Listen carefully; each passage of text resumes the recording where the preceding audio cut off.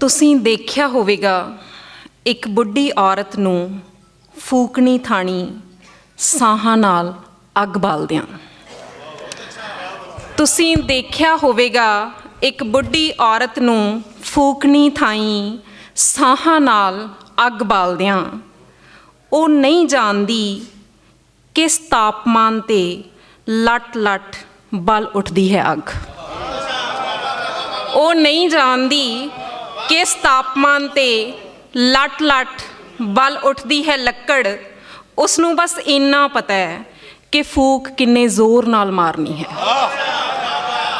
ਉਸ ਨੂੰ ਬਸ ਇੰਨਾ ਪਤਾ ਹੈ ਕਿ ਫੂਕ ਕਿੰਨੇ ਜ਼ੋਰ ਨਾਲ ਮਾਰਨੀ ਹੈ। ਸਾਹ ਖਿੱਚਣ ਤੇ ਛੱਡਣ ਦਰਮਿਆਨ, ਸਾਹ ਖਿੱਚਣ ਤੇ ਛੱਡਣ ਦਰਮਿਆਨ ਛਿਪਿਆ ਹੈ ਸਾਰਾ ਰਹੱਸ। ਸਾਹ ਖਿੱਚਣ ਤੇ ਛੱਡਣ ਦਰਮਿਆਨ ਛਿਪਿਆ ਹੈ ਸਾਰਾ ਰਹੱਸ। ਅੱਗ ਹੋਵੇ ਮੁਹੱਬਤ ਜਾਂ ਕਵਿਤਾ।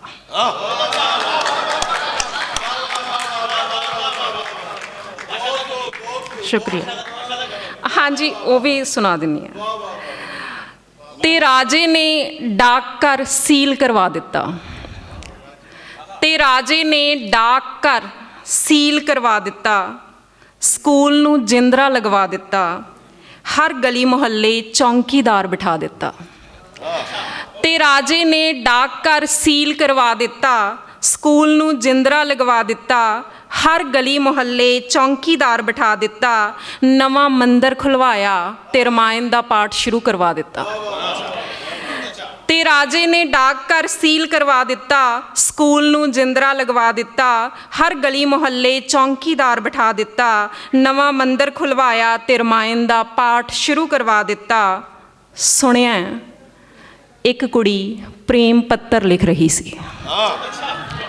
ਸੁਣਿਆ ਇੱਕ ਕੁੜੀ ਪ੍ਰੇਮ ਪੱਤਰ ਲਿਖ ਰਹੀ ਸੀ। ਸ਼ੁਕਰੀਆ ਜੀ।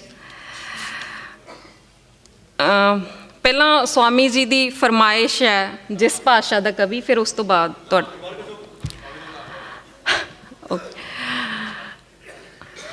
ਜਿਸ ਭਾਸ਼ਾ ਦਾ ਕਵੀ ਛੋਟਾ ਰਹਿ ਜਾਂਦਾ ਹੈ, ਜਿਸ ਭਾਸ਼ਾ ਦਾ ਕਵੀ ਛੋਟਾ ਰਹਿ ਜਾਂਦਾ ਹੈ, ਉੱਥੇ ਲੋਕ ਅਸਮਾਨ ਤੋਂ ਤਾਰੇ ਤੋੜਨਾ ਛੱਡ ਦਿੰਦੇ ਨੇ। ਜਿਸ ਭਾਸ਼ਾ ਦਾ ਕਵੀ ਛੋਟਾ ਰਹਿ ਜਾਂਦਾ ਹੈ, ਉੱਥੇ ਲੋਕ ਅਸਮਾਨ ਤੋਂ ਤਾਰੇ ਤੋੜਨਾ ਛੱਡ ਦਿੰਦੇ ਨੇ। ਚੰਦ ਮਾਮਾ ਨਹੀਂ ਰਹਿੰਦਾ ਤੇ ਬੱਚੇ ਸੂਰਜ ਨੂੰ ਫੁੱਟਬਾਲ ਬਣਾ ਤਪਦੀਆਂ ਗਲੀਆਂ ਵਿੱਚ ਨਹੀਂ ਖੇਡਦੇ। ਜਿਸ ਭਾਸ਼ਾ ਦਾ ਕਵੀ ਛੋਟਾ ਰਹਿ ਜਾਂਦਾ ਹੈ, ਉੱਥੇ ਲੋਕ ਅਸਮਾਨ ਤੋਂ ਤਾਰੇ ਤੋੜਨਾ ਛੱਡ ਦਿੰਦੇ ਨੇ।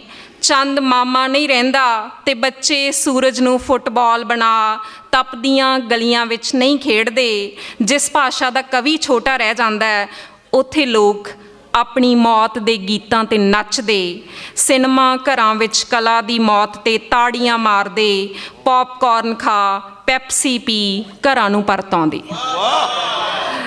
ਜਿਸ ਭਾਸ਼ਾ ਦਾ ਕਵੀ ਛੋਟਾ ਰਹਿ ਜਾਂਦਾ ਹੈ, ਉੱਥੇ ਲੋਕ ਆਪਣੀ ਮੌਤ ਦੇ ਗੀਤਾਂ 'ਤੇ ਨੱਚਦੇ, ਸਿਨੇਮਾ ਘਰਾਂ ਵਿੱਚ ਕਲਾ ਦੀ ਮੌਤ 'ਤੇ ਤਾੜੀਆਂ ਮਾਰਦੇ, ਪੌਪਕੌਰਨ ਖਾ ਪੈਪਸੀ ਪੀ ਘਰਾਂ ਨੂੰ ਪਰਤ ਆਉਂਦੇ। ਜਿਸ ਭਾਸ਼ਾ ਦਾ ਕਵੀ ਛੋਟਾ ਰਹਿ ਜਾਂਦਾ ਹੈ, ਉਸ ਦੀ ਕਥਾ ਬਾਜ਼ਾਰ ਵਿੱਚ ਨਿਲਾਮ ਹੋ ਜਾਂਦੀ ਹੈ। ਜਿਸ ਭਾਸ਼ਾ ਦਾ ਕਵੀ ਛੋਟਾ ਰਹਿ ਜਾਂਦਾ ਹੈ, ਉਸ ਦੀ ਕਥਾ ਬਾਜ਼ਾਰ ਵਿੱਚ ਨਿਲਾਮ ਹੋ ਜਾਂਦੀ ਹੈ। ਮਹਿਫਿਲਾਂ ਵਿੱਚ ਇਤਿਹਾਸ ਦੇ ਲਤੀਫੇ ਤੇ ਤਾੜੀਆਂ ਵੱਜਦੀਆਂ। ਨਾਇਕ ਖਲਨਾਇਕ ਸਭ ਬਦਲ ਦਿੱਤੇ ਜਾਂਦੇ ਤੇ ਬੰਦੇ ਜਿਉਂਦੇ ਪ੍ਰੇਤ ਹੋ ਜਾਂਦੇ। ਜਿਸ ਭਾਸ਼ਾ ਦਾ ਕਵੀ ਛੋਟਾ ਰਹਿ ਜਾਂਦਾ ਹੈ, ਉੱਥੇ ਹਾਕਮ ਬੇਖੌਫ ਹੋ ਜਾਂਦਾ ਹੈ।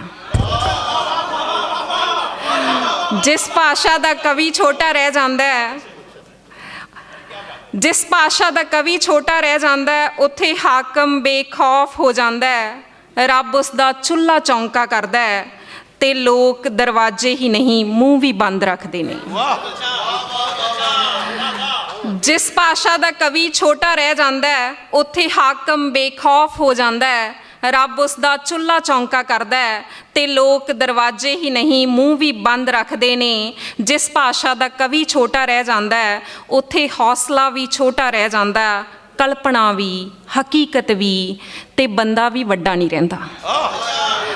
ਜਿਸ ਭਾਸ਼ਾ ਦਾ ਕਵੀ ਛੋਟਾ ਰਹਿ ਜਾਂਦਾ ਹੈ, ਉੱਥੇ ਹੌਸਲਾ ਵੀ ਛੋਟਾ ਰਹਿ ਜਾਂਦਾ ਹੈ, ਕਲਪਨਾ ਵੀ, ਹਕੀਕਤ ਵੀ ਤੇ ਬੰਦਾ ਵੀ ਵੱਡਾ ਨਹੀਂ ਰਹਿੰਦਾ। ਜਿਸ ਭਾਸ਼ਾ ਦਾ ਕਵੀ ਛੋਟਾ ਰਹਿ ਜਾਂਦਾ ਹੈ, ਜਿਸ ਭਾਸ਼ਾ ਦਾ ਕਵੀ ਛੋਟਾ ਰਹਿ ਜਾਂਦਾ ਹੈ, ਉੱਥੇ ਔਰਤਾਂ ਪਾਗਲ ਹੋ ਜਾਂਦੀਆਂ, ਉੱਥੇ ਔਰਤਾਂ ਪਾਗਲ ਹੋ ਜਾਂਦੀਆਂ।